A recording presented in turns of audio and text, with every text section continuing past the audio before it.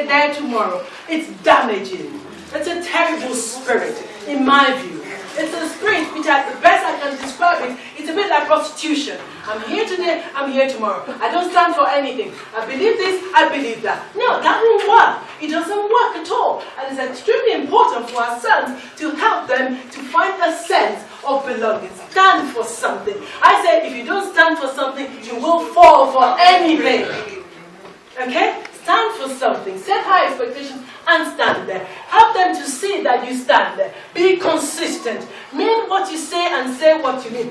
Walk the talk. Somebody say walk the talk. Walk the talk. Because one of the things that we don't do as parents is we don't walk the talk. We tell the children one thing, we do another. But look at what I said at the beginning of this presentation. Children learn by examples. Yes. They will do exactly what they see you do, not what you tell them to do. Okay, so it's extremely important. So teach them to stand for something. How? By you standing for something. Okay? And I find, if you're religious here, because one of the things I'm starting to realize are people who go to church. I was reading a report actually, 2014, a report of different races in this country, multicultural Britain.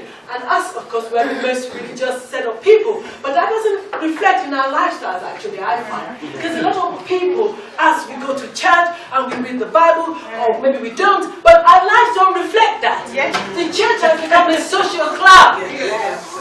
And our children can see this. And it's damaging. I'm actually saying, if you're not going to stand for it, if you're not going to practice what you're doing, then get out of there. Yeah. Don't go to church, don't go to mosque.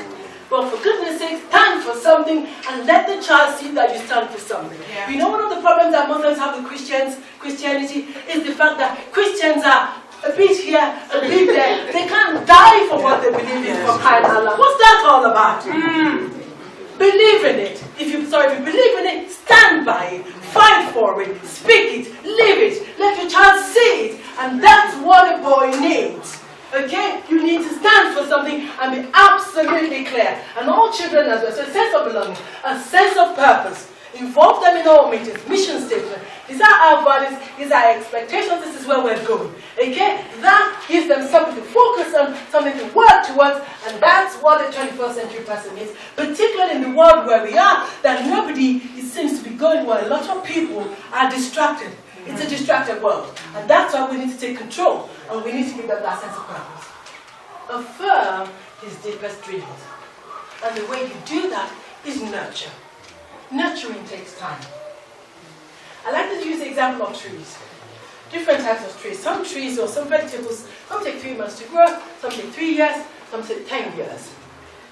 Now, the one that's supposed to take 10 years, if it doesn't grow in 1 week, 3 years, should you kill it? Should you stop nurturing it? Does that mean that there's no tree in there? There is a tree in there. You nurture by continuing to water. You don't see anything but you water. You water and you show belief. And you culture, you cultivate it, you look after it. And that's what our children need, and that's what our sons need. Because at the end of the day, I find the job of parenting, it's a long-term commitment. It's a long-term investment. I remember with her, when she was younger, for years I used to think, child, come on, show me something. Yeah. I can't, just show me something. Is there anything in there? Just show me something. Just show me something. And before your very eyes, one day, it will sprout up. Boom. All those years. But it takes time. It takes patience. It's a long-term investment. But we need to nurture it.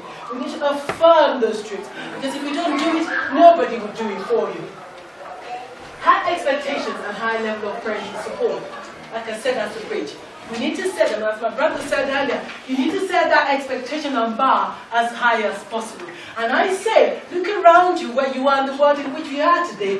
Be familiar with what the expectations are for your child and my child and set the bar well ahead of that.